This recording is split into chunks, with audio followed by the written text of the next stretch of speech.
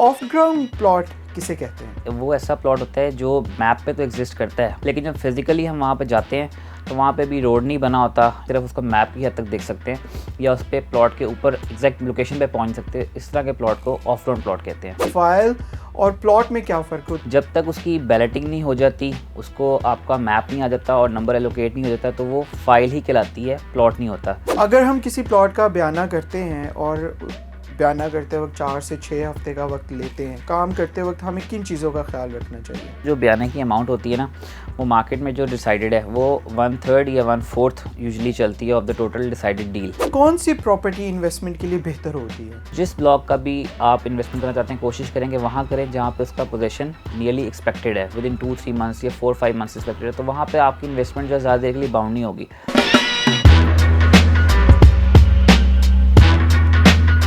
आप लोगों ने पिछली वीडियो के बाद हमें बहुत से कमेंट्स में सवालात पूछे थे, वही कुछ मैंने आज लाइन अप किए हैं और आज हम अपने एक्सपर्ट जो हैं अली साहब, उनसे ये सवालात पूछते हैं। अस्सलाम वालेकुम अली भाई, कैसे हैं आप? जी वालेकुम सलाम, अल्लाह का शुक्र। आज हमने यही सोचा कि आज हम अली भाई से यही सवाल करेंगे। अली भाई, हमारी पिछली वीडियो के बाद बहुत से हमारे नाजरीन ने हमें प्लॉट्स के मुतालिक सवालात किए हैं, वो मैंने कुछ आज ऐड भी किए हैं। तो उसी से रिलेटेड एक सवाल है पहला, वो ये है कि ऑफ ग्राउंड प्लॉट किसे कहते हैं? जैसे ऑफ ग्राउंड प्लॉट बेसिकली होता है कि वो ऐसा प्लॉट होता है जो मैप पे तो एग्जिस्ट करता है, मतलब मैप पे अगर आप देखते हैं तो प्लॉट आपको नज़र आ रहा है कि ये इसकी मार्किंग हुई हुई है, यहाँ पे इसकी लोकेशन है, लेकिन जब फिजिकली हम वहाँ पे जाते हैं तो वहाँ पे भी रोड नहीं बना होता या फिर वहाँ पे भी लैंड जो है वो क्लियर नहीं हुई होती। तो इस तरह का जो प्लॉट होता है जिसपे फिजिकली आप प्रॉपर्ली प्लॉट के ऊपर जाके स्टैंड नहीं कर सकते, खड़े नहीं हो सकते, सिर्फ उसको मैप की हद तक देख सकते हैं या उस पर प्लॉट के ऊपर एग्जैक्ट लोकेशन पे पहुंच सकते हैं, इस तरह के प्लॉट को ऑफ ग्राउंड प्लॉट कहते हैं। वो फिजिकली एग्जिस्ट नहीं कर रहा होता, सिर्फ मैप की हद तक होता है। ये बात हमने पिछले प्रोग्राम में भी एक्सप्लेन की थी। अच्छा, इसी से रिलेटेड एक सवाल है कि फ़ाइल और प्लॉट में क्या फ़र्क होता है, क्योंकि बहुत सारे लोग कंफ्यूज होते हैं फ़ाइल और प्लॉट को लेकर। नहीं, इसमें बेसिकली ये होता है कि जब भी कोई सोसाइटी नई डील लॉन्च करती है तो शुरू में जो उसकी होती है वो फाइल्स होती हैं, ठीक है। फाइल्स होती है, जब आप बुकिंग कराते हैं तो वो आपको एक फ़ाइल मिलती है, ठीक है। उस पर प्लॉट नंबर एलोकेट नहीं हुआ होता। जब तक उसकी बैलेटिंग नहीं हो जाती, उसको आपका मैप नहीं आ जाता और नंबर एलोकेट नहीं हो जाता, तो वो फाइल ही कहलाती है, प्लॉट नहीं होता। जब उसका मैप आ जाता है और नंबर लग जाता है, फिर आप उसको कह सकते हैं कि ये अब एक प्लॉट के में चेंज हो गया है, फाइल से प्लॉट की तरफ हम आ गए हैं। शुरू में जब तक उसको नंबर एलोकेट नहीं होगा, वो आपकी फ़ाइल ही कंसिडर रहेगी। ठीक है, जैसे बहरिया जी, और बिल्कुल जिस तरह बहरिया में होता है और डिफरेंट सोसाइटीज़ में होता है, और वो ओपन हो, जब तक ओपन होती है तो जिसके हाथ में होती है वो इसकी ओनरशिप ऑन करता है। लाइक अगर फाइल आपके हाथ में है, ओपन है, आपके नाम पे वो जमा नहीं हुई, ट्रांसफ़र नहीं हुई, तो it means that you are the absolute owner. अगर वो मेरे हाथ में आ गई तो मैं उसका ओनर होऊंगा। वो कोई भी जिसके हाथ में है वो क्लेम कर सकता है कि ये मेरी है। उसको आप मार्केट में सेल भी कर सकते हैं। ओपन फाइल जो होती है वो ये होती है, तो उसको ज़रा ये होता है, थोड़ा सा रिस्क होता है, उसको ज़रा आपको सेफ़ एंड सिक्योर रखना पड़ता है अंडर लॉक एंड की, कि वो किसी के भी हाथ लग गई और ओपन है, उसमें फिलिंग कुछ नहीं हुई हुई, नाम से आपके जमा नहीं हुई हुई, तो वो जो है वो जिसके हाथ में आएगी वो उसका ऑनर कहलाएगा और कोई भी उसको क्लेम कर सकता है, जाके सेल भी कर सकता है। अच्छा, कोई भी कर सकता जी, जिसके हाथ में होगी वो। अच्छा, कौन सी प्रॉपर्टी इन्वेस्टमेंट के लिए बेहतर होती है, मतलब, और ये हमें किस तरह पता चलता है कि ये प्रॉपर्टी पे हम इन्वेस्ट करेंगे तो इसका रिटर्न हमें बेहतर मिलेगा? ये हम कैसे जानेंगे इसके बारे में? देखें, इन्वेस्टमेंट के लिए अगर तो आप ले रहे हैं तो फर्स्ट ऑफ ऑल तो आप कोशिश करें कि जो ब्लॉक डेवलप हो रहा है, जहाँ पे आप फिज़िकली खुद जाके देखें कि मशीनरी लगी हुई है, काम हो रहा है, रोड्स वगैरह बन रहे हैं, पोल्स लग रहे हैं, जब उसका पोजीशन करीब आता है ना, तो उस ब्लॉक में हमेशा इन्वेस्टमेंट करनी चाहिए जिसका पोजीशन एक्सपेक्टेड है कि नियरली 2-3 मंथ्स में पोजीशन इसका अनाउंस कर देगी सोसाइटी। वो आपको कैसे पता लगेगा? वो फिज़िकली वहाँ जाके देख के पता लगेगा। तो जिस ब्लॉक का भी आप इन्वेस्टमेंट करना चाहते हैं, कोशिश करेंगे वहाँ करें जहाँ पे उसका पोजीशन नियरली एक्सपेक्टेड है, विद इन 2-3 मंथ्स या 4-5 मंथ्स एक्सपेक्टेड है, तो वहाँ पर आपकी इन्वेस्टमेंट जो ज़्यादा देर के लिए बाउंड नहीं होगी। आप इन्वेस्ट करें, जैसे ही पोजीशन अनाउंस होता है वहाँ पे आपको सोसाइटी अलाउ करती है कि आप घर बना सकते हैं, तो वहाँ पे एक अच्छा खासा गेन हर जगह आता है, कोई भी सोसाइटी हो वहाँ पे। तो पोजीशन एक्सपेक्टेड हो वहाँ पे और डेवलपमेंट हो रही हो, वहाँ इन्वेस्ट करना चाहिए। और लोकेशन देखने के लिए वो हम क्या चीज़, वो मैप आपके पास अवेलेबल होगा, आपको पता होगा कि ये लोकेशन है। और प्रॉपर्टी में एक ही रूल है कि सिर्फ जो जैसी लोकेशन है वैसे पैसे हैं। लोकेशन कोशिश करें हमेशा बेहतर लें। बाउंड्री, ग्रेवयार्ड, मैप आपके सामने है, आप मैप देख के वहाँ से बाउंड्री और जो ग्रेवयार्ड है इसको अवॉइड करें। उससे बेहतर लोकेशन जाएँ।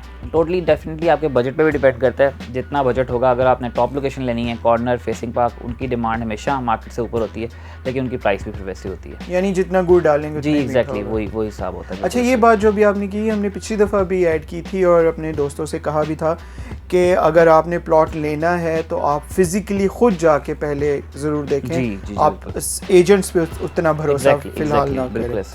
अच्छा, एक और इसी तरह से क्वेश्चन है, हमसे किसी ने पूछा है, अगर हम किसी प्लॉट का बयाना करते हैं और बयाना करते वक्त 4 से 6 हफ्ते का वक्त लेते हैं, ठीक है, और फिर एक मखसूस अमाउंट हम पे भी कर देते हैं जी, लेकिन उस वक्त ये सब जो काम करते वक्त हमें किन चीज़ों का ख्याल रखना चाहिए?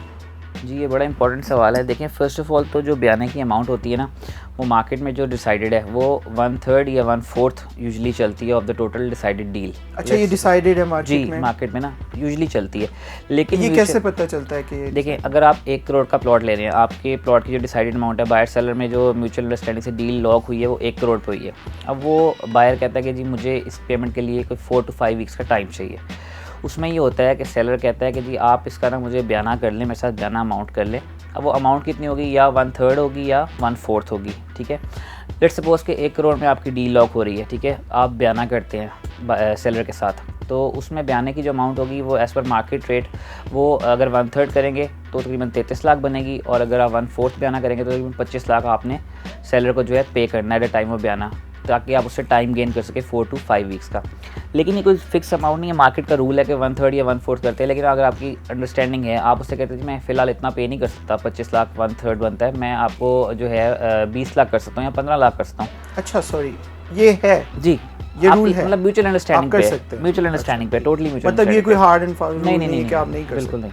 ये अगर आपकी अंडरस्टैंडिंग होती है, वो समझता है आपकी बात को सेलर, आप आमने सामने बैठे हैं बयाने के टाइम पे, वो कहता है ठीक है जी मैं एग्री करता हूँ, आप मुझे 15 लाख दे दें, चलें 1 करोड़ का प्लॉट है, 15 दे दें बयाना, ना 25 दें ना 33 दें, आप 15 लाख दे दें, आपको मैं 4 to 5 वीक्स का टाइम दे देता हूँ। ठीक, उस टाइम पे आप मुझे पाबंद हैं कि आप पूरी पेमेंट करेंगे और मैं आपको ट्रांसफ़र देने का पाबंद हूँ। अच्छा, अगर हम कोई डील फाइनलाइज कर लेते हैं और कंफर्म भी हो जाती है, लेकिन दोनों पार्टीज़ में से कोई एक जो है वो पीछे हट जाता है, या चाहे सेलर हो या चाहे बायर हो, तो उसकी लीगल पेनल्टी क्या है? बयाना पेपर 2 तरह के होते हैं। एक जो होता है बयाना पेपर होता है 2500 वाला भी होता है। एक प्रॉपर्टी की वैल्यू के लिहाज से जो गवर्नमेंट ऑफ पाकिस्तान का इशूड बयाना पेपर होता है वो थोड़ा सा कॉस्टली होता है, इतना ज़्यादा नहीं होता, लाइक 10-15 हज़ार तक उसकी मालियत होती है। लेकिन बहुत से लोग क्या करते हैं कि थोड़े से पैसे बचाने के लिए कि चले कोई मसला नहीं बयाना करें, वो 2500 वाला आम बयाना पेपर जो है, वो जो गवर्नमेंट ऑफ पाकिस्तान का इशू नहीं होता, स्टाम्प फरोज से मिलता है, वो लेके तो बयाना साइन कर लेते हैं और अपने 15 लाख 20 लाख वो आगे सेलर को दे देते हैं। अब मसला क्या होता है, कल कला को किसी के दिल में क्या चल रहा है कोई नहीं जानता। उस टाइम पे जब डील कर रहे हो सकता है सेलर भी ठीक हो आपके साथ, वो कर रहा हो, बाद में सेलर का कहीं माइंड चेंज हो जाए, किसी के दिल में क्या है कोई नहीं जानता, उसको कोई ऊपर की ऑफ़र आ जाए, अच्छी ऑफ़र आ जाए, आपकी जो ऑफ़र है उससे 15 लाख ऊपर ऑफ़र आ जाए, वो उसकी नीयत चेंज हो जाए, उसका माइंड चेंज हो जाए, वो कहे जी मैंने नहीं बेचना प्लॉट, तो ये मामला एक डिस्प्यूट की तरफ चला जाएगा। अगर तो आपने वो सिंपल 2500 वाला बयाना पेपर किया हुआ जो रजिस्टर्ड नहीं है गवर्नमेंट ऑफ पाकिस्तान की तरफ से, जो बैंक से इशू नहीं होता, तो आप उसको केस कर सकते हैं, स्टे लगवा सकते हैं, क्लेम नहीं आप कर सकते, गवर्नमेंट उसको नहीं मानेगी। जब आप अदालत में जाएंगे तो कहेंगे आपने तो रजिस्टर्ड बयाना ही नहीं किया हुआ, पेपर आपकी डॉक्यूमेंटेशन ही कंप्लीट नहीं है, ऑथेंटिक नहीं है।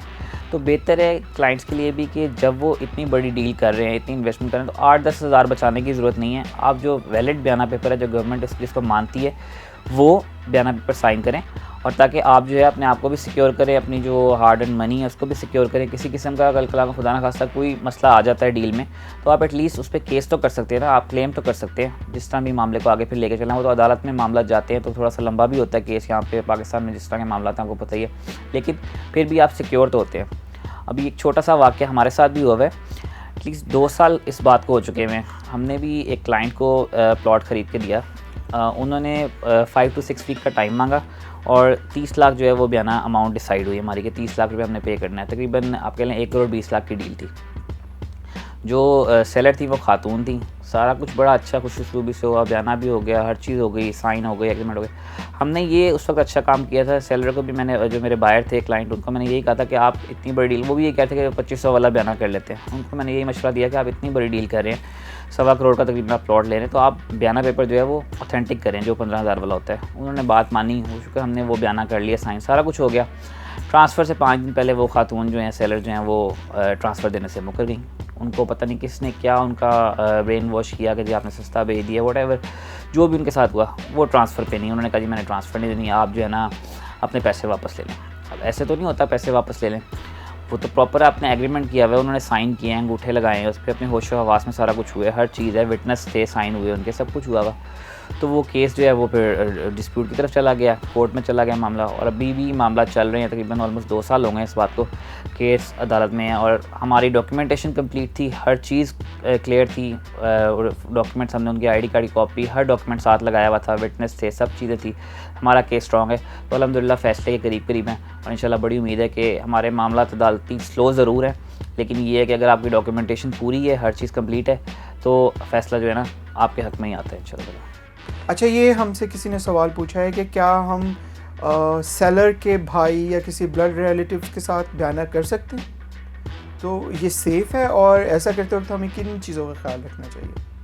देखिए, कोशिश तो पहली होनी चाहिए कि जो सेलर है उससे ही बयाना करें। ये अगर वो अवेलेबल ना हो, अगर अवेलेबल ना हो तो उसका कंसेंट लाजमी है। आप उसके ब्लड रिलेटिव से कर तो सकते हैं, लेकिन उसके लिए फिर आप एटलीस्ट या उसको वीडियो कॉल पे लें, वो सामने मौजूद हो, उसको वीडियो कॉल पे लें, उसका व्हाट्सएप का पे वॉइस नोट लें, उसकी वीडियो बनाएं जब आप बयाना कर रहे हो, उसकी रज़ामंदी, सारा आपके पास एविडेंस होना चाहिए कि उसके नॉलेज में हर चीज़ है। कल को ये ना हो वो आके क्लेम करे जी मैंने तो पैसे रिसीव किए नहीं, आपने किससे पूछ के मेरा प्लॉट पे ये डील की है, वो आपकी डील ख़राब होगी। तो अगर वो अवेलेबल नहीं है, पहली तो कोशिश होनी चाहिए कि उससे सेलर से खुद हो, जो ऑनर है, एब्सोल्यूट ऑनर प्लॉट का, उससे हो बयाना, और उसकी मौजूदगी, उसका ओरिजिनल आईडी कार्ड, हर चीज़ साथ हो, ठीक है। अगर नहीं है, वर्स्ट केस ये है कि वो अवेलेबल नहीं है पाकिस्तान में और उसने बेचना भी है, उसका ब्लड रिलेटिव कोई भाई है, कोई बहन है, वो करना चाहते हैं तो आप कर लें, लेकिन उनसे कहें जी उनको आप साथ वीडियो कॉल पे लें। वीडियो कॉल पे लेना तो कोई मसला नहीं है, अपनी वीडियो साथ बनाएं, अपनी सिक्योरिटी, अपने सारे प्रूफ्स, एविडेंस कंप्लीट रखें, डॉक्यूमेंटेशन कंप्लीट रखें, ताकि कल कल आपको कोई क्लेम ना कर सके। आपके पास सारा एविडेंस होगा जी ये इस बंदे की रजामंदी से हुआ है, उसको दिखा के हुआ है, वीडियो पर हमने सारा दिखाया है, each and everything is in his knowledge. इस तरह से आप कर सकते हैं। और डॉक्यूमेंटेशन के लिए किन बातों का ख्याल रखना चाहिए और कौन से डॉक्यूमेंट्स हैं जो बहुत ज़्यादा ज़रूरी हैं? एक तो आपने बता दिया कि जो आपने स्टैम्प पेपर लेना है वो ऑथेंटिक हो, गवर्नमेंट ऑफ पाकिस्तान की तरफ से हो, और इसके अलावा क्या क्या? इसके अलावा प्लॉट जिसके आप डील करें उसके डॉक्यूमेंट्स, उसकी ओरिजिनल फ़ाइल जो है बयाने के टाइम पे वो आपने चेक करनी है, ठीक है। चेक करने के लिए उसका ये भी है कि आप ऑनलाइन इनकी किसी भी सोसाइटी की हेल्पलाइन नंबर होता है टोल फ्री 24 घंटे, आप वहाँ पे कॉल करें, उनसे पूछेंगे जी ये प्लॉट है, ये इसका रजिस्ट्रेशन नंबर है, ये मैं परचेज़ करने जा रहा हूँ, आप मुझे सिस्टम से चेक करके बता दें कि ये प्लॉट मॉर्टगेज तो नहीं है, इस पर कोई लोन शोन तो नहीं लिया हुआ, प्लेज तो नहीं है, प्रॉपर्टी क्लियर है, एक्टिव है, फाइल कैंसिल तो नहीं है या ब्लॉक तो नहीं है, इसी बंदे के नाम पे इसका ये आईडी कार्ड नंबर है। वो आपको सारी इंक्वायरी जो है वो जो रिप्रेजेंटेटिव है वो आपको कॉल पे ही दे देगा। और अगर आपके पास टाइम है तो फिज़िकली भी आप सोसाइटी ऑफिस जा सकते हैं, अगले दिन आप बयाना कर लें, आप कोई बात नहीं, आप कंडीशनल टोकन दें, उनसे डॉक्यूमेंट्स की कॉपी लें, नेक्स्ट डे सोसाइटी ऑफिस जाकर वेरीफिकेशन कर लें, लेकिन अपनी तसल्ली पूरी करें, डॉक्यूमेंट्स हर तरह से वेरीफाई करें। और ये काम आपने खुद करना है, आप किसी एजेंट के ऊपर ना रहें। हाँ जी, एजेंट भी अगर कर रहा है तो उससे आप तसल्ली करें, वेरीफाई करें कि उसने वाकई किया कि अपनी तरफ से कह दिया कि जी मैं हो आया हूँ जी, आप बेफिक्र होकर कर लें, ये नहीं, आप ये नहीं, तसल्ली करें उससे कि वो वाकई गया है, आपको दिखाए वहाँ से सोसाइटी से कुछ उसने लिख के दिया कि जी वाकई ठीक है, फाइल ओके है, जब वो कुछ स्टेटमेंट निकाल के देते हैं सोसाइटी वाले, उस पर लिखा होता है कि फ़ाइल एक्टिव है इसी बंदे के नाम पे, तो मतलब वेरिफिकेशन तसल्ली हर लिहाज से अपनी पूरी करें। अच्छा, आपने अभी एक टर्म यूज़ की कंडीशनल टोकन, इसका क्या मतलब है? कंडीशनल टोकन का मतलब होता है कि हम कोई डील लॉक करने के लिए अपनी ऑफ़र कन्वे करते हैं। जैसे आप वही बात है कि 1 करोड़ में प्लॉट ले रहे हैं, आपने उनको ऑफ़र दी है, आप उनको कंडीशनली कोई 50,000 या 1 लाख रुपया सेलर को देंगे कि जी ये मेरी तरफ से ऑफ़र है, ये मैं टोकन दे रहा हूँ, ये मैं पैसे इसलिए दे रहा हूँ अभी छोटी सी अमाउंट कि आपको अपनी जस्ट सीरियसनेस शो करने के लिए कि मैं सीरियस हूँ डील को लॉक करने के लिए। आप ये 1 लाख रुपया पकड़ें और मुझे सिर्फ डॉक्यूमेंट्स की फ़ोटोकॉपी दे दें, ओरिजिनल ना दें, जस्ट फ़ोटोकॉपी इन पैसों के एवज़ आप मुझे दे दें, मैं सिर्फ अपनी तसल्ली कर लूँ, वेरिफिकेशन कर लूँ। जैसे ही मैं वेरिफिकेशन करूँगा हम इस डील को ओके कर देंगे, कंफर्म कर देंगे, और मैं आपसे जो है टाइम अगर लेना है तो मैं आपसे मज़ीद बयान कर दूँगा। मतलब 25 लाख बयान है तो लाख आपको आ गया, 24 लाख मैं आपको मज़ीद दे दूँगा अगले दिन। तो आपने तसल्ली के लिए अपनी सिर्फ वेरिफिकेशन के लिए, डील को मैच्योर करने के लिए जो टोकन हम देते हैं, छोटी सी अमाउंट होती है, 25,000 भी हो सकती है, 50,000 भी हो सकती है, लाख भी हो सकती है, उसको हम कंडीशनल टोकन कहते हैं, just to make sure the deal is clear. अच्छा, ये सवाल हमें बहुत सारे लोगों ने कमेंट्स में पूछा है। आजकल बहुत सारी सोसाइटीज़ ये प्रोग्राम, ये एक पैकेज दे भी रही होती है जो इंस्टॉलमेंट पे घर और इंस्टॉलमेंट पे प्लॉट वगैरह ऑफ़र कर रहे होते हैं।